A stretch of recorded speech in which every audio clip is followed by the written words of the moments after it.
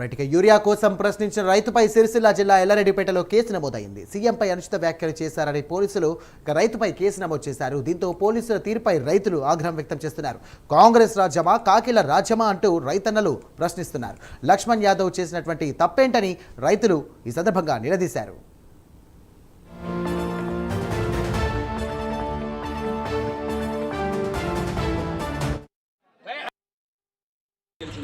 చెప్తే నేను ఒక లారీ ముందర నిలబడ్డా, ఒక రైతుల కోసమే నేను కొట్లాడినా, మాకు ఊరియా కావాలి అని చెప్పేసి, మా పంటలు దాన్ని నష్టమైపోతుందని చెప్పేసి నేను రైతుల కోసమే మాట్లాడినా.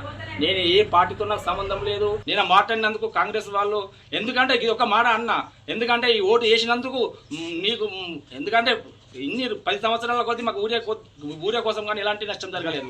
ఇప్పుడు జరిగింది కాబట్టి నేను ఏమన్నా అంటే నా ఆవేదన కొద్ది ఏమని మాట్లాడినా అంటే ఈ మళ్ళా నీకు ఓటేసినందుకు మా చెప్పుతోనే నేను కొట్టుకుంటున్నాం, మళ్ళీ సరే రాదు అని చెప్పేసి మాట్లాడింది. అంతకంతే కానీ ఏదో నీ మీద కక్ష కట్టి కాదు, నేను ఈ కన్ను వేసుకోవడం కాలేదు. రాత్రి అంతా కుమ్మక్కాయి నా మీద నన్ను ఏమో చేయాలి లోపల వేయాలని చెప్పేసి నేను రైతుల కోసం నేను నా సొంత భూమి కోసం కొట్టలేదు, నా సొంత ఇల్లు కోసం కొట్టలేదు. ఒక ఎల్లారెడ్డిపేట మండల ప్రజలు అందరి కోసం నేను ఒక ఊరియా కోసం కొట్టినందుకు ఇలా నా మీద కాంగ్రెస్ వాళ్ళు ఇలా బుద్ధ తల్లి నన్ను ఏమో లోపల వేయాలి, బయటకు రాకుండా చేయాలని చెప్పేసి నా ఇంటికి పోలీసులు వచ్చారు. నన్ను పట్టుకపోతారట, ఎవరో ఈ ఆర్మీ వాళ్ళు వస్తురట, వీళ్ళు వస్తురట, వాళ్ళు వస్తురట అని చెప్పేసి పెద్ద పెద్ద మాటలు మాట్లాడుతున్నారు.